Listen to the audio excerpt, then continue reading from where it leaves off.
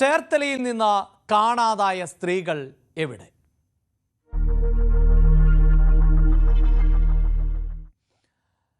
ആദ്യം നമ്മൾ ആലപ്പുഴയിലെ തിരോധാന കേസുകളുടെ ഏറ്റവും പുതിയ വിശദാംശങ്ങളിലേക്കാണ്. കേസുകളിലെ പ്രതിയായിട്ടുള്ള സെബാസ്റ്റ്യൻ കൂടുതൽ സ്ത്രീകളെ ലക്ഷ്യം വെച്ചിരുന്നതായുള്ള വെളിപ്പെടുത്തൽ ആണ് ഇപ്പോൾ വന്നിട്ടുള്ളത്. ഭർത്താവ് മരിച്ചതിനാൽ ഒറ്റയ്ക്ക് താമസിക്കുകയായിരുന്ന തന്നെ വീടും സ്ഥലവും വിറ്റു നൽകാമെന്ന് പറഞ്ഞ് സെബാസ്റ്റ്യൻ സമീപിച്ചിരുന്നതായി റിട്ടയേർഡ് അധ്യാപിക എലിസബത്ത് ജേക്കബ് ആണ് ന്യൂസ് 18നോട് പറഞ്ഞത്. കാണാതായ ഐഷയുടെയും പെൺസുഹൃത്തായ റോസമ്മയുടെയും അയൽവാസിയാണ് ഈ എലിസബത്ത്. റോസമ്മ ന്യൂസ് 18നോട് വെളിപ്പെടുത്തിയ കാര്യങ്ങൾ സ്ഥിരീകരിക്കുന്നതാണ് ഈ അധ്യാപികയുടെ പ്രതികരണം. റോസമ്മയുടെ വീട്ടിൽ സെബാസ്റ്റ്യനെ കാണാറുണ്ട് എന്നും JCB ഉപയോഗിച്ച് പുരയിടം കുഴിക്കുന്നത് ശ്രദ്ധയിൽപ്പെട്ടിരുന്നതായും എലിസബത്ത് ജേക്കബ് ന്യൂസ് 18നോട് പറഞ്ഞു. സെബാസ്റ്റ്യൻ ഈ ചേർത്തലയിലെ ഈ ഭാഗവുമായി ബന്ധപ്പെട്ട് ശാസ്ത്രം കവലയുമായി ബന്ധപ്പെട്ട് തന്നെ പലയിടങ്ങളിലും ഈ സ്ഥലം വിൽപ്പനയുമായി ബന്ധപ്പെട്ട് ഒറ്റയ്ക്ക് ജീവിക്കുന്ന സ്ത്രീകളെ സമീപിച്ചിരുന്നു എന്നുള്ളതാണ്. അതിൽ പല ദുരൂഹതകളും നിലനിൽക്കുന്നുമുണ്ട് ഈ നാട്ടിൽ. ഇപ്പോൾ നമ്മളിപ്പോൾ ഉള്ളത് ഐഷ, അതായത് ഐഷയെ കാണാതായിട്ട് 2012 കാണാതായതാണ്. ഐഷയുടെ തൊട്ടടുത്ത് താമസിക്കുന്ന എൽസമ്മ ജേക്കബ് എന്ന റിട്ടയർഡ് അധ്യാപികയുടെ ഒപ്പമാണ് നമ്മളുള്ളത്. ഈ സെബാസ്റ്റ്യൻ ഇവിടെയും വന്നിട്ടുണ്ട് അല്ലേ? ഈ സ്ഥലം എൻ്റെ വീട്ടിൽ വന്നിട്ടുണ്ട്. ഞാൻ ഒറ്റയ്ക്ക് താമസിക്കുക. അപ്പം ഞാൻ ഒറ്റയ്ക്ക് താമസിക്കുന്ന സ്ഥലവും വരെ വഴിയില്ലാത്തതുകൊണ്ട് ടീച്ചറെ ഞാൻ റോഡ് സൈഡ് സ്ഥലവും വരെ വാങ്ങിച്ചു തരാം, പിന്നെ ഇത് അവരെടുത്തോളാം എന്ന് പറഞ്ഞു. ഞാൻ പറഞ്ഞു അങ്ങനെ എനിക്ക് സ്ഥലവും വരെ ആവശ്യമില്ല, എനിക്ക് ഇത് തന്നെ മതിയെന്ന് പറഞ്ഞു. അങ്ങനെ അയാൾ പോവുകയും ചെയ്ത് അയാൾ കൊടുത്തിട്ടുമില്ല. അങ്ങനെ സമീപിച്ചതാണ് സ്ഥലം പിന്നെ വസ്തു വിൽപ്പനയുമായിട്ട് ബന്ധപ്പെട്ട്. റോഡ് സൈഡിൽ ഇതിന് പകരം റോഡ് സൈഡിൽ പള്ളിയുടെ അടുത്തായിട്ട് ഞങ്ങൾക്ക് സേനയില്ലേ, അതുകൊണ്ട് പള്ളിയുടെ അടുത്തായിട്ട് സ്ഥലവും വരെയും നല്ലത് വാങ്ങിച്ചു തരാം എന്നും പറഞ്ഞുകൊണ്ട് വാഗ്ദാനം ചെയ്തുകൊണ്ടാണ് ഇവിടെ വന്നത്. എനിക്ക് ആ മനുഷ്യനെ അറിയാമായിരുന്നുകൊണ്ട് അയാൾ ഉടായിപ്പാണെന്നുള്ളത് നമ്മുടെ സ്വന്തക്കാർ പറഞ്ഞതുകൊണ്ട് ഞാൻ പറഞ്ഞു അതിൻ്റെ ആവശ്യം എനിക്കില്ല, എനിക്ക് വസ്തു വിറ്റിട്ട് ഇവിടെ പോകുന്ന പ്രശ്നമില്ലെന്ന് പറഞ്ഞു. ഈ വഴിയിലേക്ക് വരുമ്പോൾ റോസമ്മയുടെ വീട്ടിൽ സ്ഥിരമായി വരുന്ന ഒരാളായിരുന്നു എന്ന് അവർ തന്നെ സ്ഥിരീകരിക്കും. ആവശ്യമായിട്ട് വന്നുകൊണ്ടിരുന്ന ആളായിരുന്നു. രാത്രി കാലങ്ങളിലും വരും. ഈ വരുന്ന വഴിക്കൊക്കെ ടീച്ചർ കാണാറുണ്ട്.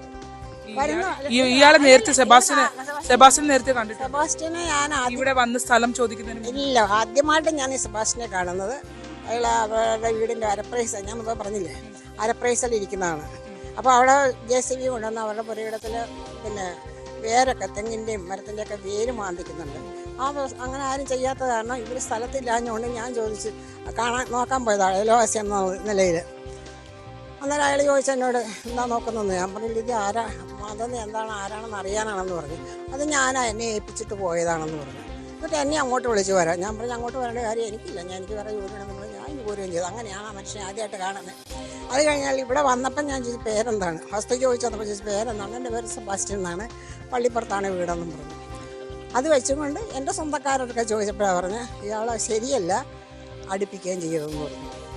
അതാണ് ടീച്ചർക്ക് പറയാനുള്ളത്. അതായത് ഇത്തരത്തിൽ പല ആളുകളെയും ശ്രദ്ധിച്ചിരുന്നു എന്നുള്ളതാണ് സെബാസ്റ്റ്യൻ. ടീച്ചർ ആകെ കണ്ടിട്ടുള്ളത് ഒരു പ്രാവശ്യം അവിടെ ആ വീടിന്റെ മുന്നിൽ അരപ്രൈസിൽ ഇരിക്കുന്നതാണ് കണ്ടിട്ടുള്ളത്.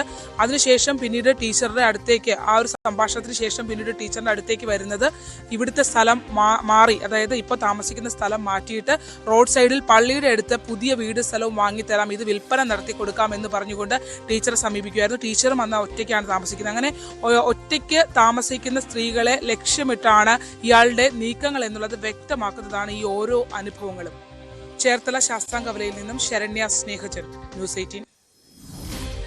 ഈ വാർത്തയുടെ വിശദാംശങ്ങളുമായി ശരണ്യ സ്നേഹജൻ തന്നെയാണ് ചേരുന്നത്. ശരണ്യ, ഈ സെബാസ്റ്റ്യനുമായി ബന്ധപ്പെട്ട ദുരൂഹതയിൽ നമ്മൾ തുടക്കം മുതൽ മനസ്സിലാക്കുന്നത് ഇദ്ദേഹം കഴിയുന്നത്ര ഒറ്റയ്ക്ക് കഴിയുന്ന സ്ത്രീകളെ അല്ലെങ്കിൽ മറ്റ് കൂടുതൽ ആളുകളുമായി ബന്ധം പുലർത്താത്ത സ്ത്രീകളെയൊക്കെ ആണ് ലക്ഷ്യം വെച്ചിരുന്നത് എന്നുള്ളതാണ്. അപ്പോൾ അങ്ങനെയുള്ള ആളുകളുമായി ഇടപെടുകയോ അവരെ ഏതെങ്കിലും തരത്തിൽ ഉപദ്രവിക്കുകയോ ഒക്കെ ചെയ്താൽ അത് പുറത്ത് അറിയില്ല, അല്ലെങ്കിൽ ആരെങ്കിലും ചോദ്യം ചെയ്യില്ല എന്നൊരു സാഹചര്യം ആണ് സെബാസ്റ്റ്യന് കൂടുതൽ കുറ്റകൃത്യങ്ങളിലേക്ക് നയിക്കുന്നത് എന്ന സൂചനയൊക്കെയാണ് നമുക്ക് ലഭിച്ചുകൊണ്ടിരിക്കുന്നത്. എന്തായാലും നേരത്തെ ശരണ്യ തന്നെ റോസമ്മയുടെ പ്രതികരണം പ്രേക്ഷകരിലേക്ക് എത്തിച്ചതാണ്. അതിന് പിന്നാലെയാണ് ഇപ്പോൾ ഈ റിട്ടയേർഡ് അധ്യാപികയുടെ പ്രതികരണം വരുന്നത്.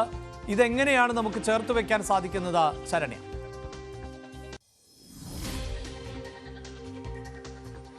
അഭിലാഷ്, വളരെ നിർണായകമായിരുന്നു ഐഷ തിരോധാന കേസുമായി ബന്ധപ്പെട്ട റോസമ്മ എന്ന വ്യക്തിയുടെ ന്യൂസ് 18നോടുള്ള പ്രതികരണം. നമുക്കറിയാം, ഐഷ തിരോധാന കേസുമായി ബന്ധപ്പെട്ട് സെബാസ്റ്റ്യനെ കണക്ട് ചെയ്യാതെ അന്വേഷണ സംഘം മുന്നോട്ട് പോകുന്നതിനിടയിലാണ് റോസമ്മ എന്ന വ്യക്തി, അതായത് ഐഷയുടെ അയൽവാസിയായ അടുത്ത സുഹൃത്തും ഒപ്പം തന്നെ ഈ സെബാസ്റ്റ്യനെ വിവാഹം കഴിക്കാൻ തക്ക അടുപ്പം സെബാസ്റ്റ്യനുമായി വിവാഹം വരെ എത്തി നിൽക്കുന്ന അത്ര അടുപ്പം സെബാസ്റ്റ്യനുമായി ഉണ്ടാവുകയും ചെയ്തിരുന്ന റോസമ്മ ന്യൂസ് 18 മുന്നിലേക്ക് വരുന്നത് നിർണായകമായ വെളിപ്പെടുത്തലായിരുന്നു അവരുടെ ഭാഗത്തുനിന്ന് അന്നുണ്ടായത്. അതായത് സെബാസ്റ്റ്യനുമായി ഐഷയ്ക്ക് അടുത്ത ബന്ധമുണ്ടായിരുന്നുവെന്നും ഐഷയുടെ വീടിന്റെ പുരയിടം അത് രജിസ്ട്രേഷന്റെ തലേ ദിവസമാണ് ഐഷയെ കാണാതാകുന്നത്. പല തവണ ഐഷ തന്റെ ഫോണിലേക്ക് വിളിച്ചിരുന്നു, മിസ്സിംഗ് ആയതിനു ശേഷം വിളിച്ച ഘട്ടത്തിലൊക്കെ തന്നെയും ഫോൺ അറ്റൻഡ് ചെയ്യുമ്പോൾ മിണ്ടാതിരുന്നു എന്നുള്ള വിവരവും ഒക്കെ വ്യക്തമാക്കുന്നു. അതിൽ ഏറ്റവും പ്രധാനപ്പെട്ടതായി സംശയാസ്പദമായി റോസമ്മ പറഞ്ഞൊരു കാര്യമുണ്ടായിരുന്നു. അതായത് താൻ നാട്ടിലേക്ക് പോയ ദിവസം ഒരു ദിവസം മുഴുവൻ ഐഷയും സെബാസ്റ്റ്യനും തന്റെ വീട്ടിൽ ഉണ്ടായിരുന്നു എന്നുള്ളതാണ്. ഒപ്പം തന്നെ തന്റെ പുരയിടം, അതായത് പുതുതായി വാങ്ങിയ പുരയിടം JCB ഉപയോഗിച്ച് കിളച്ചിരുന്നു എന്നുള്ള ഒരു പ്രതികരണം അവരുടെ ഭാഗത്തുനിന്ന് ഉണ്ടായിരുന്നു. താൻ പറഞ്ഞിട്ടല്ല അത് ചെയ്തത്, ചോദിച്ചപ്പോൾ ആരെങ്കിലും പ്രോപ്പർട്ടി വാങ്ങാൻ വരുവാണെങ്കിൽ കാണിച്ചു കൊടുക്കാൻ വേണ്ടിയാണ് അങ്ങനെ ചെയ്തതെന്നുള്ള വ്യക്തമാക്കി. അന്നത്തെ ദിവസം തന്നെ ഐഷയും സെബാസ്റ്റ്യനും നമ്മൾ ഇടപെടൽ ഇവർക്ക്, കാരണം ഇവർ തമ്മിൽ വിവാഹം കഴിക്കാനായി ഇരുന്ന ആളുകളാണ്. അതൃപ്തി ഇവർ നമ്മളോട് സംസാരിക്കുമ്പോൾ പോലും വർഷങ്ങൾക്കിപ്പുറവും അവരത് പ്രകടിപ്പിക്കുകയും ചെയ്യുന്നുണ്ട്. ആ രീതിയിൽ അവർ പറഞ്ഞ കാര്യങ്ങൾ സ്ഥിരീകരിക്കുന്നതാണ് ഐഷയുടെയും റോസമ്മയുടെയും തൊട്ട അയൽവാസിയായ ഐഷയുടെ വീടിനോട് ചേർന്നാണ് നമ്മളിപ്പോൾ കണ്ട റിട്ടയർഡ് അധ്യാപികയായ എൽസമ്മ ജേക്കബ് എന്ന റിട്ടയർഡ് അധ്യാപിക നമ്മളോട് വ്യക്തമാക്കിയിരിക്കുന്നത്. ടീച്ചർ പറയുന്ന കാര്യങ്ങൾ വളരെ ശ്രദ്ധേയമാണ്. അതായത് സെയിം മോഡസ് ആണ്, മറ്റ് കേസുകളോട് അതേ രീതിയിൽ തന്നെയാണ് സെബാസ്റ്റ്യൻ ഇവിടെ അപ്രോച്ച് ചെയ്തിട്ടുള്ളത് എന്നുള്ളതാണ്. ടീച്ചറിന്റെ ഹസ്ബൻഡ് മരിച്ചുപോയതാണ്, അദ്ദേഹവും സർക്കാർ ജീവനക്കാരനായിരുന്നു. ടീച്ചർ ആ ഘട്ടത്തിൽ അവിടെ ഒറ്റയ്ക്കാണ് താമസിച്ചുകൊണ്ടിരുന്നത്. റിട്ടയർഡ് അധ്യാപികയായ ടീച്ചറെയാണ് ഈ 2012 കാലയളവിൽ സെബാസ്റ്റ്യൻ സമീപിക്കുന്നത്. ടീച്ചർ പറഞ്ഞത്, ആദ്യമായി സെബാസ്റ്റ്യനെ കാണുന്നത് ഈ റോസമ്മയുടെ വീടിന്റെ മുന്നിൽ കൂടിയുള്ള വഴിയിലൂടെ നേരെ കാണുമ്പോൾ അവിടെ ആ റോസമ്മയുടെ വീട്ടിൽ നിന്നാൽ തന്നെ ടീച്ചറുടെ വീട് നമുക്ക് കാണാൻ കഴിയും. അതിന് തൊട്ടിപ്പുറത്താണ് പുതിയതായി ഐഷ വാങ്ങി, അതായത് ഐഷ സ്ഥലം എഴുതുന്നതിന് മുമ്പ് തന്നെ ഐഷയുടെ ബന്ധുവിന്റെ സ്ഥലമായതുകൊണ്ട് അവിടെ താമസം തുടങ്ങിയിട്ടുണ്ടായിരുന്നു. അപ്പൊ ഇവർ രണ്ടുപേരുടെയും വീടിന്റെ നടുക്കായാണ് ഈ നമ്മളോട് ഇപ്പൊ സംസാരിച്ച എൽസമ്മ ജേക്കബ് എന്ന റിട്ടയർഡ് അധ്യാപിക താമസിക്കുന്നത്. ആ അധ്യാപികയാണ് നിർണായകമായ വെളിപ്പെടുത്തൽ നമ്മളോട് പറഞ്ഞിരിക്കുന്നത്. അതായത് ടീച്ചറും അവിടെ അന്ന് ഒറ്റയ്ക്ക് താമസിക്കുകയാണ്. ഈ ടീച്ചർ അസ്വാഭാവികമായി, അതായത് ഈ റോസമ്മയുടെ പുരയിടത്തിൽ അസ്വാഭാവികമായി കുഴിയെടുത്ത് JCB ഉപയോഗിച്ച് കുഴിയെടുക്കുകയും ഒക്കെ ചെയ്യുന്നത് കണ്ടാണ് ടീച്ചർ അവിടെ ചെന്ന് ചോദിക്കുന്നത്, ഇത് ആരാണെന്ന് ചോദിക്കുന്നത്. അപ്പോൾ ആ വീടിന്റെ അരപ്രൈസിൽ സെബാസ്റ്റ്യൻ ഇരിക്കുകയായിരുന്നു എന്നുള്ളതാണ് ടീച്ചർ വ്യക്തമാക്കിയത്. മാത്രമല്ല സെബാസ്റ്റ്യൻ ഇതെന്താണ് ചെയ്യുന്നതെന്ന് ടീച്ചർ ചോദിക്കുകയും ചെയ്തു. അപ്പോൾ ഇവിടെ ഇങ്ങനെ JCB ഉപയോഗിച്ച് മരത്തിന്റെ കുറ്റികൾ പിഴിയുകയാണ് എന്നുള്ള മറുപടിയാണ് അയാൾ നൽകിയെന്നാണ്. പക്ഷേ ടീച്ചർ പറഞ്ഞത് ഒരു അസ്വാഭാവികമായ ഒരു രീതിയിലാണ് അത് ചെയ്തത്, അതുകൊണ്ടാണ് ഞാൻ അങ്ങോട്ട് ചെന്നത് എന്നുള്ളതാണ്. അത് കഴിഞ്ഞ് പിന്നീട് 2 ദിവസത്തിനുള്ളിൽ തന്നെ ടീച്ചറുടെ വീട്ടിലേക്ക് ഇയാൾ ചെല്ലുകയാണ്. അതായത് ടീച്ചർ പറഞ്ഞത് അവിടെ ഒറ്റയ്ക്ക് ഇരുന്നപ്പോൾ തന്നെ ഇയാൾ ടീച്ചർ അടുത്തേക്ക് വിളിച്ചു. അപ്പൊ അതിനകത്ത് ടീച്ചർക്ക് ഒരു അതൃപ്തി തോന്നി ടീച്ചർ മടങ്ങി പോവുകയായിരുന്നു എന്നുള്ളതാണ് ടീച്ചർ വ്യക്തമാക്കിയത്. 2 ദിവസം കഴിഞ്ഞപ്പോൾ ടീച്ചറുടെ വീട്ടിലേക്ക് ഇയാൾ ചെല്ലുന്ന ഇയാൾ വ്യക്തമാക്കുന്നത് ടീച്ചർക്ക് പുതിയൊരു ഓഫർ ഇയാൾ വെക്കുകയാണ്. അതായത് എനിക്ക് തോന്നുന്നു ടീച്ചറെ കുറിച്ച് അയാൾ മനസ്സിലാക്കിയിട്ടുണ്ടാകും, ഒറ്റയ്ക്കാണ് താമസിക്കുന്നതെന്നും സർക്കാർ ഉദ്യോഗസ്ഥനായ ഭർത്താവ് മരിച്ചുപോയി, ടീച്ചർക്കും അത്തരത്തിലുള്ള വരുമാനങ്ങളും ഒക്കെയുള്ള ആളാണ്, രണ്ടുപേരും റിട്ടയർഡ് എംപ്ലോയീസ് ആയിരുന്നു. അപ്പോൾ അങ്ങനെ സാമ്പത്തിക ശേഷിയുള്ള ഒരു അധ്യാപിക കൂടിയാണ്. അവരുടെ വീട്ടിലേക്കാണ് സെബാസ്റ്റ്യൻ ചെന്നിട്ടാണ് പറയുന്നത്, ടീച്ചറിനോട് പറയുന്നത്, ടീച്ചർ എന്തിനാണ് ഇവിടെ വഴി പ്രശ്നമൊക്കെ ഉള്ള സ്ഥലത്ത്, കാരണം ഈ റോസമ്മയുടെ ഒക്കെ പുരയിടം കഴിഞ്ഞു വേണം ഇങ്ങോട്ട് വരാൻ, അപ്പൊ ആ പ്രശ്നമുള്ള ടീച്ചർ ഇത്ര അസൗകര്യത്തിൽ കഴിയേണ്ട കാര്യമില്ലല്ലോ, ടീച്ചർക്ക് ഞാനൊരു പുതിയ സ്ഥലം വാങ്ങി നൽകാം, ഈ പുരയിടം എടുത്തിട്ട് മറ്റൊരു പുതിയ സ്ഥലം ടീച്ചർക്കായി വാങ്ങി നൽകാം. സെയിം റോസമ്മയെ സമീപിച്ചത് അങ്ങനെ തന്നെയാണ്. ബിന്ദു പത്മനാഭനെ ഈ ലാൻഡ് ഡീലുമായി ബന്ധപ്പെട്ടാണ് ബിന്ദുവിന്റെയും വിശ്വസ്തനായി ഇയാൾ മാറുന്നത്. അതേ മോഡസിൽ തന്നെയാണ് ഈ അധ്യാപികയും സമീപിച്ചത് എന്നുള്ളത് ടീച്ചറുടെ വാക്കുകളിൽ നിന്ന് വ്യക്തമാണ്. മാത്രമല്ല ഇയാൾ പറഞ്ഞൊരു സ്വാധീനിക്കാൻ വേണ്ടി പറഞ്ഞ വിശ്വാസിയൊക്കെ കൂടിയായ ടീച്ചറോട് പറഞ്ഞു, ഹൈവേയുടെ സൈഡിൽ പള്ളിപ്പുറത്തെ പള്ളിയോട് ചേർന്ന് ടീച്ചർക്ക് ഈ നല്ല ഭൂമി വാങ്ങി നൽകാം എന്നുള്ള ഒരു ഓഫറായിരുന്നു ഇയാൾ വെച്ചത്. പിന്നീട് ഇയാളെക്കുറിച്ച് അന്വേഷിച്ചപ്പോൾ തന്നെ ടീച്ചർക്ക് ഏകദേശം ഇയാളെക്കുറിച്ച് ഒരു ധാരണ ഉണ്ടായിരുന്നു. കാരണം റോസമ്മയുടെ വീട്ടിൽ ടീച്ചറുടെ വാക്കുകളിൽ നിന്ന് തന്നെ വ്യക്തമാണ്, രാത്രിയും പകലും ഒക്കെ വന്നു പോയിരുന്നിരുന്ന ഒരാളാണ്. അതുകൊണ്ട് തന്നെ അങ്ങനെയുള്ള ഒരാളെ കുറിച്ച് ടീച്ചർ അന്വേഷിക്കുകയും ചെയ്തിരുന്നു. അന്വേഷിച്ചപ്പോൾ കിട്ടിയ വിവരം ഇയാള് വളരെ മോശക്കാരനാണ്, കാരണക്കാരനായ ഒരാളാണ് എന്ന് മനസ്സിലാക്കി തുടർന്ന് ടീച്ചർ ആ വന്ന ഘട്ടത്തിൽ തന്നെ ഇയാളെ ഒഴിവാക്കി വിടുകയായിരുന്നു എന്നുള്ളതാണ്. അതായത് ഇരകളെ അപ്രോച്ച് ചെയ്യുന്ന അതേ രീതിയിൽ ടീച്ചറെയും ഇയാൾ സമീപിച്ചിട്ടുണ്ട് എന്നുള്ളതിന്റെ വ്യക്തമായ തെളിവാണ് ഈ റിട്ടയർഡ് അധ്യാപികയുടെ വാക്കുകൾ. അഭിലാഷ്. യെസ്, ഈ സൂചിപ്പിക്കുന്ന പോലെ തന്നെ അതായത് സെബാസ്റ്റ്യൻ എന്നത് വളരെ കൃത്യമായി സെബാസ്റ്റ്യൻ പ്ലാൻ ചെയ്തുകൊണ്ടാണ് പലപ്പോഴും സ്ത്രീകളെ അടക്കം ഈ ചതിക്കുഴിയിലേക്ക് ചാടിച്ചിട്ടുള്ളത് എന്ന വിവരം തന്നെയാണ് ഇപ്പോൾ പോലീസിനും ലഭിച്ചുകൊണ്ടിരിക്കുന്നത്. ഇതിൽ ശരണ്യ, ഇനിയിപ്പോൾ നിർണായകമാകുന്ന പരിശോധനകൾ ഉണ്ടല്ലോ, പ്രത്യേകിച്ച് ഈ മിസ്സിംഗ് കേസുകൾ എല്ലാം തന്നെ കണക്ട് ചെയ്യാനാണ് പോലീസ് നോക്കുന്നത്.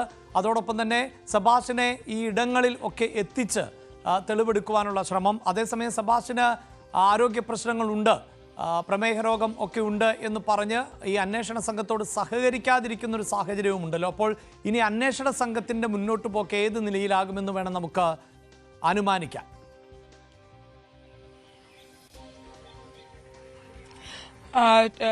അഭിലാഷ്, നമ്മളെ പുറത്തുവിട്ട നമ്മളോട് വെളിപ്പെടുത്തൽ നടത്തിയ റോസമ്മ എന്ന സ്ത്രീ നമ്മളോട് അവർ ഈ വിശദമായി ഇത്രയും കാര്യങ്ങൾ സംസാരിക്കുമ്പോൾ അപ്പോൾ പോലും ഒരു ഘട്ടത്തിലും സെബാസ്റ്റ്യനെ വളരെ സ്ട്രോങ് ആയി ഈ ഐഷയുടെ തിരോധാന കേസിലേക്ക് കൊണ്ടുവരുന്ന ഒരു സമീപനത്തിലേക്ക് പോലീസ് എത്തിയിരുന്നില്ല എന്നുള്ളതാണ്. പക്ഷെ അതിൽ ഏറ്റവും നിർണായകമായ വെളിപ്പെടുത്തലായിരുന്നു റോസമ്മയുടേത് എന്നുള്ളതാണ്. നമ്മൾ റോസമ്മയോട് സംസാരിച്ചതിന് ശേഷം പിന്നീട് നമ്മൾ ആ വാർത്ത ടെലികാസ്റ്റ് ചെയ്തതിനു ശേഷം അന്ന് സ്പെഷ്യൽ ബ്രാഞ്ച് ഉദ്യോഗസ്ഥരും ക്രൈംബ്രാഞ്ച് ഉദ്യോഗസ്ഥരും റോസമ്മയിൽ നിന്ന് വിവരം തേടിയിട്ടുണ്ട്. ഈ കേസുകൾ, ഈ തിരോധാന കേസുകളിലൊക്കെ ഏറ്റവും സെബാസ്റ്റ്യൻ എന്ത് എന്നുള്ളത് വളരെ കൃത്യമായ ഒരു പിക്ചർ നൽകുന്ന ഒരാളാണ് റോസമ്മ. ഈ കേസിനകത്ത് ഏറ്റവും ഉപയോഗിക്കാൻ കഴിയുന്ന ഒരു വ്യക്തി കൂടിയാണ് റോസമ്മ എന്നുള്ളതാണ്. അത് കൂടാണ്ട് തന്നെയാണ് ഇപ്പോൾ ഈ റിട്ടയർഡ് അധ്യാപിക, അവരുടെ തൊട്ടടുത്ത് തന്നെയുള്ള റിട്ടയർഡ് അധ്യാപികയുടെ വെളിപ്പെടുത്തലാണ് നമ്മളിപ്പോൾ പുറത്തേക്ക് വിടുന്നത്. ഇവരൊക്കെ തന്നെ ഈ കേസിൽ സഹായിക്കും. അന്വേഷണ സംഘം ഇതിനെയൊക്കെ എങ്ങനെ പ്രയോജനപ്പെടുത്തും എന്നുള്ളതാണ്. കാരണം ഒരു വാലും തുമ്പും ഇല്ലാതെ കിടക്കുന്ന ഒരു കേസുകളാണ് ബിന്ദു പത്മനാഭൻ തിരോധാനമാണെങ്കിലും ഐഷ കേസുകളാണെങ്കിലും ഒക്കെ അങ്ങനെ തന്നെയായിരുന്നു ഇതുവരെ അന്വേഷണ സംഘത്തിന്റെ മുന്നിൽ ഉണ്ടായിരുന്നത്. എന്നാൽ ആ ഒരു സാഹചര്യത്തിൽ നിന്ന് അല്പം വഴി തുറക്കുന്നു എന്നുള്ളതാണ്. പക്ഷേ ഈ എല്ലാ കേസുകളുടെയും പ്രശ്നം കാലപ്പഴക്കം തന്നെയാണ്. 2012 ഐഷായെ കാണുന്നില്ല എന്ന് പറഞ്ഞ് തിരോധാന കേസ് ചേർത്തല പോലീസ് സ്റ്റേഷനിലേക്ക് എത്തുമ്പോൾ അവരുടെ മുമ്പിൽ ബിന്ദു പത്മനാഭൻ എന്നൊരു കേസേ ഇല്ല എന്നുള്ളതാണ്. ബിന്ദു പത്മനാഭൻ 2006 മുതൽ മിസ്സിംഗ് ആയ ബിന്ദു പത്മനാഭനെ കുറിച്ച് സഹോദരൻ പരാതി നൽകുന്നത് 2017 അപ്പൊ അത്രയും കാലയളവിൽ സുരക്ഷിതനായിരിക്കുകയും ഈ കാര്യങ്ങളെയൊക്കെ എങ്ങനെ മറികടക്കാനാകുമെന്ന് കൃത്യമായി സാമ്പത്തിക ശേഷി ഉൾപ്പെടെ ബിന്ദുവിന്റെ സ്വത്തുക്കൾ വിറ്റ് സാമ്പത്തിക ശേഷി ഉൾപ്പെടെ കൈവരിച്ച സെബാസ്റ്റ്യൻ പ്രിപ്പയർഡ് ആണ് എന്നുള്ളതാണ്. അതുകൊണ്ട് തന്നെയാണ് അയാൾ നാർക്കോ അനാലിസിസ് ടെസ്റ്റിലേക്ക് വിധേയനാക്കണമെന്ന് അന്വേഷണ സംഘം പറഞ്ഞ സമയത്ത് പോലും അയാൾ കൃത്യമായി കോടതിയെ സമീപിച്ച് തനിക്ക് അനാരോഗ്യമുണ്ട് എന്ന് ചൂണ്ടിക്കാട്ടിക്കൊണ്ട് അയാൾ അതിൽ നിന്ന് രക്ഷപ്പെടുന്ന ഒരു സാഹചര്യം ഉണ്ടായിട്ടുണ്ട്. ഇപ്പോൾ പിടിക്കാൻ കഴിഞ്ഞിട്ടുള്ള ഒരു പിടിവള്ളി ജൈനമ്മ കേസാണ്. നമ്മളോട് കഴിഞ്ഞ ദിവസം ജ്വല്ലറി ഉടമ വെളിപ്പെടുത്തിയതുപോലെ തന്നെ കൃത്യമായി സെബാസ്റ്റ്യൻ വന്ന് വിറ്റു, സെബാസ്റ്റ്യൻ തന്നെ നേരിട്ട് വന്ന് വിറ്റു എന്നുള്ള കാര്യങ്ങൾ ഉൾപ്പെടെ അയാൾ സ്ഥിരീകരിച്ചിട്ടുണ്ട്. അത് നമ്മൾ കഴിഞ്ഞ ദിവസം ന്യൂസ് 18 പുറത്തുവിടുകയും ചെയ്തു. ആ ജ്വല്ലറി ഉടമ പറഞ്ഞ നിർണായകമായ കാര്യങ്ങൾ ജൈനമ്മ 24-നും മിസ്സിംഗ് ആകുന്ന 24-നും 30-നും ഇടയിൽ എത്തിയെന്നുള്ളതാണ്. ഇപ്പൊ നമ്മൾ ദൃശ്യങ്ങൾ കാണുന്ന സെബാസ്റ്റ്യന്റെ വീടാണ്. ഇന്ന് ക്രൈംബ്രാഞ്ച് അന്വേഷണ സംഘം ഇവിടേക്ക് എത്തുമെന്നുള്ളതാണ് വ്യക്തമാക്കിയിട്ടുള്ളത്. അതായത് സെബാസ്റ്റ്യനുമായി എത്തും, നിർണായകമായ വിവരങ്ങൾ ഈ വീട്ടിൽ ഉണ്ടാകും എന്നുള്ള ഒരു പ്രതീക്ഷയിൽ തന്നെയാണ് അന്വേഷണ സംഘം ഉള്ളത്. വീടിനകത്ത് ഒരു മുറി മാത്രം ടൈൽ ഉപയോഗിച്ച് മറ്റു മുറികളെല്ലാം ടൈലാണ്, ഒരു മുറി മാത്രമാണ് ഈ ഗ്രാനൈറ്റ് ഉപയോഗിച്ച് മാറ്റിയിട്ടുള്ളത്.